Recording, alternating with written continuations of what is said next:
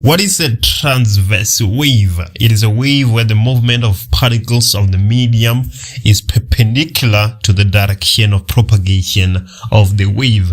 What do we even mean by that? If your wave is going from west to east, then you would expect the movement of particles to be perpendicular. So as a result, your wave, your transverse wave, will always look like this. While on a longitudinal wave, where the particles are parallel to the propagation of the wave, you will have something like this. The movement here is still west to east. This is the difference between transverse wave and longitudinal wave. In transverse, the movement of the particles is perpendicular to the propagation of the wave, while in longitudinal, the movement of the particles is parallel to the propagation of the wave. Let's look at 6.2. Label the points A, B, and C. Let's go ahead and look at point A. Point A in a transverse wave is what we call a trough. So point A is a trough. For the sake of clarity, this point here that I'm highlighting, this is another trough.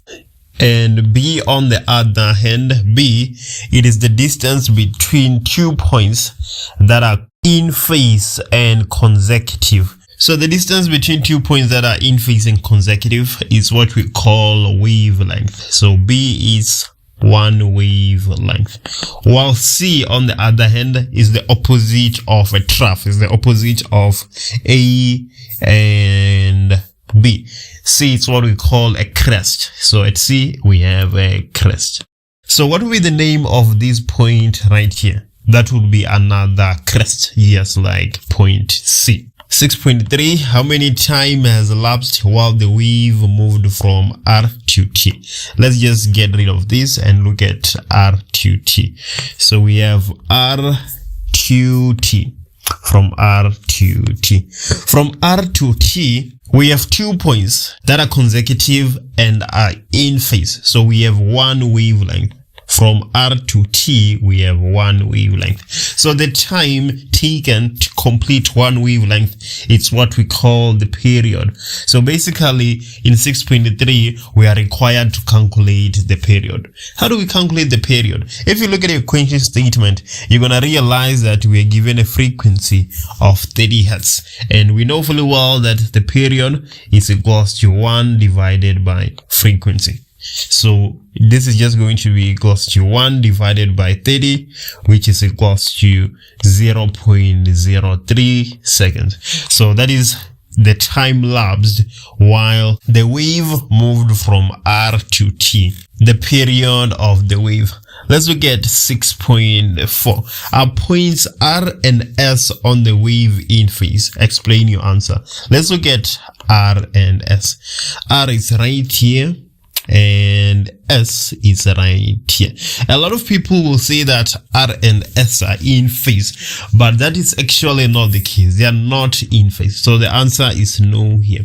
Let me tell you why the answer is no. You need to know the condition that needs to be met for 2 points to be in phase. They need to be N multiplied by wavelength between the 2 points. Between the 2 points. What does that even mean? Let me explain to you. There needs to be a whole number of wavelengths between the 2 points.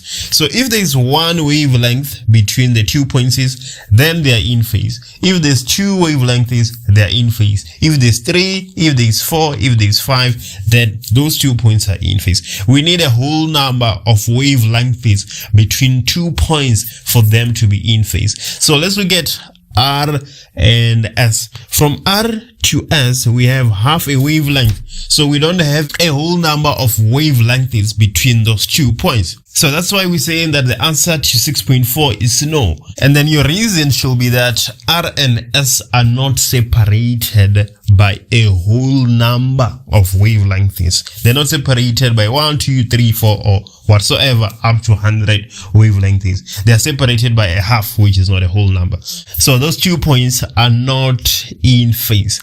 I have a question for you. If 2 points are not in phase, does that imply that they are out of phase? Or there's another condition that needs to be met for 2 points to be out of phase? Let me know in the comment section. Can you please just leave a comment and tell me what you think about that question? Let's look at 6.5. What does the question say? Calculate the speed of the wave. So what do we need to calculate the speed of the wave? Let's look at the information we have. We know that the frequency is equals to, what is the frequency? The frequency is 30 hertz. We know that the period is equals to 0.03 seconds. What else do we know? Let's look at our graph. We can see that the distance between this point right here to this point is 4 meters, right? It's written here. It's 4 meters. I just covered it as I was trying to show you the points. Yeah, the distance between those 2 points is 4 meters. That is the wavelength. Those 2 points have one wavelength in between them. So we can say that the wavelength is equals to 4 meters. The speed of the wave, V, is equals to frequency multiplied by wavelength. So now we can say that the speed of the wave will be equals to 30 multiplied by the wavelength, which is 4 meters. This is equals to 120 meters per second.